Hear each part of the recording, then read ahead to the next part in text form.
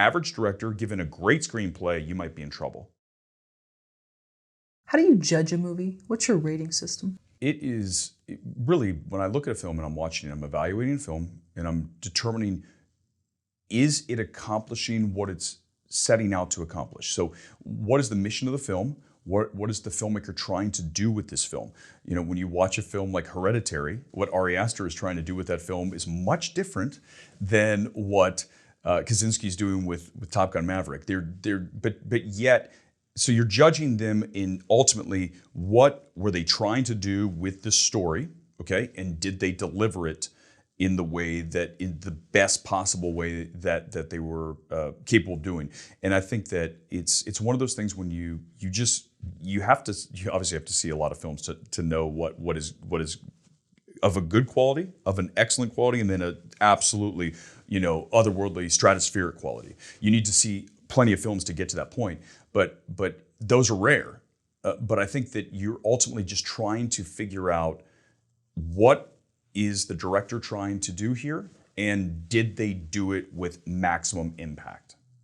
And Top Gun Maverick is stratospheric? Absolutely. Yeah, I mean, just because it delivers what it was intending to do and does it above even that level. So you're expecting the sequel that's kind of just there, right? It's a sequel. We see so many sequels that are just kind of unnecessary, right? They make it and it's just a money grab and there's no real emotional value to it. And I think that this film, what people are resonating, why it's doing the business it's doing, it's going to continue to do over the next several weeks, months, and years, is that it gives you all of those pieces that you're looking for, and that is rare. That it's able to do that, especially in a sequel. It's very difficult to do. But when you watch a film, I think ultimately for me, when I'm evaluating a film and I'm watching it, you never want to dislike a film ever. You want to like a film. I don't drive across town to Century City to watch, to Beverly Hills, to the Fox lot, to Santa Monica.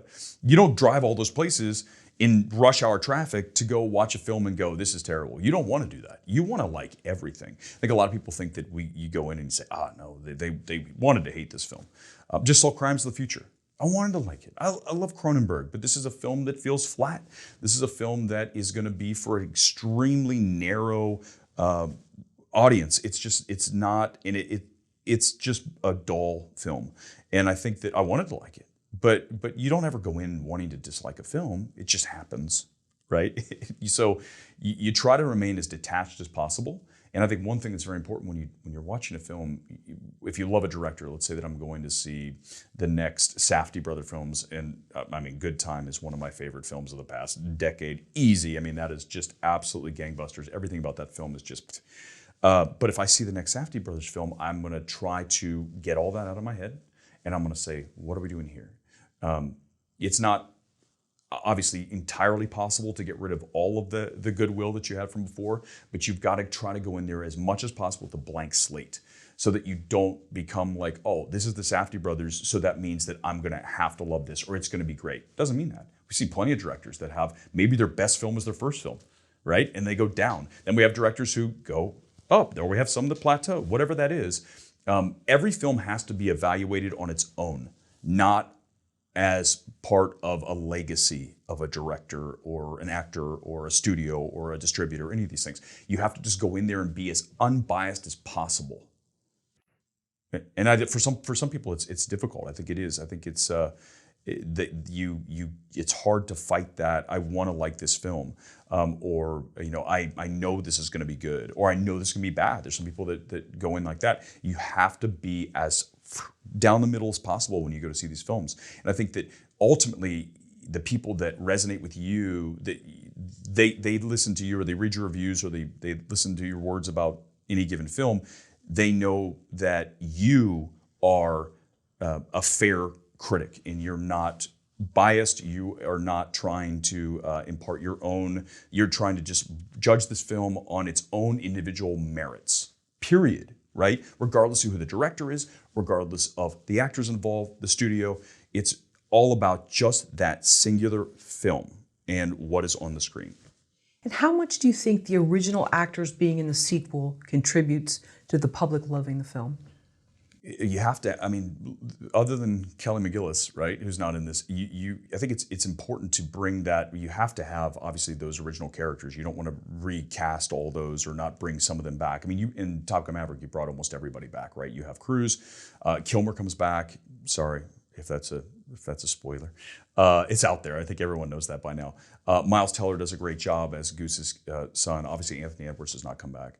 But when you look at that film, it's the characters are there that you know, so you already go in there with familiarity, which is not something that to be taken lightly. So I think that the director had, again, I think that Kaczynski, when you look at that, he has an absolute very much of a reverence for the predecessor, for Top Gun, and that may not have been the case for everybody who took that project on. Okay, Blade Runner. Oh. Old versus new. Oh, Blade Runner original. Oh, Blade Runner. Yeah. No, Blade Runner 82, right? 82? Yeah. I think so. No, Blade Runner it's not even a comparison. People say Blade Runner 2049 or oh my God, no, Blade Runner. And you got to, I mean, going back, that film has stood the test of time. I mean, when you watch Blade Runner today in its many forms, right? There's so many different versions of that film, from the narration to the no narration to so many. But whatever version you're watching, what Scott did with that film was so far ahead of its time, and the fact that it still looks like something that we could see on the screen today and not be like, well, this looks really dated, right? The effects, the Vangelis score, obviously Harrison Ford, and you look at that film, and it's a film that really expand your mind, especially as a young kid watching that film. That's absolutely one of the seminal films for me when I talk about films that really created my cinematic soul. It's Blade Runner.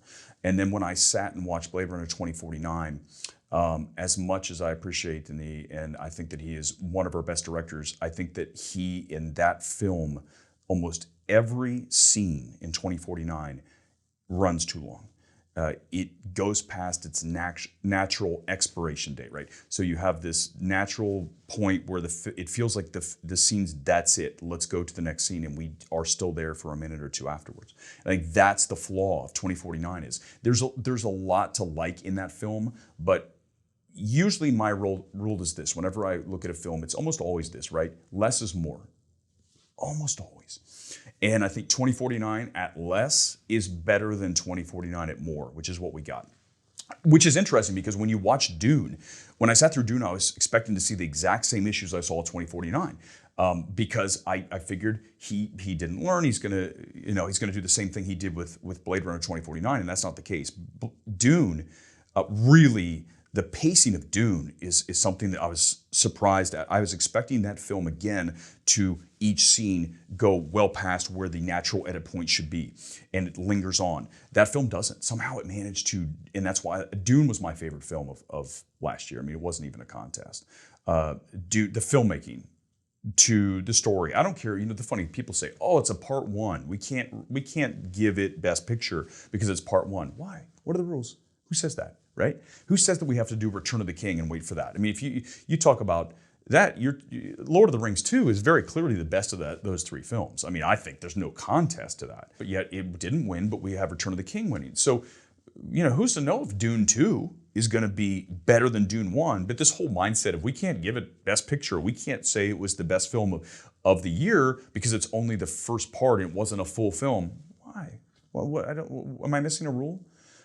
So I think that mindset of, that's another thing that I think we have a major problem with is with awards for sure, is we can't do this because this film doesn't fit into the parameters of what an awards film is, right? It's not a horror film. We can't have a horror film be a Best Picture. Like, really, why can't we? Why can't we have Hereditary as a Best Picture? I mean, talk about a film that knocks you on your ass. And granted, makes you feel like hell, but that's the point. You know, when I talked to Ari Aster, it was at the A24 party at Christmas, and I saw Ari Aster, and I said, I'm going to let you know, when I first came out of Hereditary, I did not like your film. And then I said, no, actually I love it because you made me feel like hell, like I'd just been through true hell. And that's the power of Hereditary. And that is absolutely, well, certainly one of the best horror films of all time, in my estimation. But why can't that be a Best Picture? Why can't? I mean, just because it makes you feel like absolute crap doesn't mean it can't be a Best Picture. But I mean, we all know that that's not the world we live in. We live in this world of it has to be this upper kind of thing. I mean, again, go back to Coda, a true upper of a film, right? Absolutely. But I think we have this problem where we have to say this film is this. It can only work in this arena. X is a great example. Same thing from this year. Listen, if you ask me the two best films I've seen this year, it is X and Top Gun Maverick for very different reasons, but both because they're extremely well directed. So really for me, it starts at direction. The number one thing for a film is direction. There's not even a question. You can give an average screenplay to a stud of a director, absolute, top shelf director is going to take an average screenplay and make a decent film. Conversely, an average director given a great screenplay, you might be in trouble, right? Because the choices are different. Not everybody's going to make the same film. I mean, you could watch so many different versions of any given film based on who the director is. I think it's a very singular individual skill, and the artistic vision of a director is the number one thing for a film. And so if the direction is strong, the likelihood of me liking it is going to be very high. Do you know usually within a minute, within an opening? No. You No. You have a feel. You can know it's going to go down, but I don't know if you can go up. So if it's really like the beginning and just like some of the choices are really like, wow, that's something, then you start to go, okay, we're in trouble. But I think that even Top Gun Maverick, the beginning I absolutely love. I think it's a perfect choice for that film.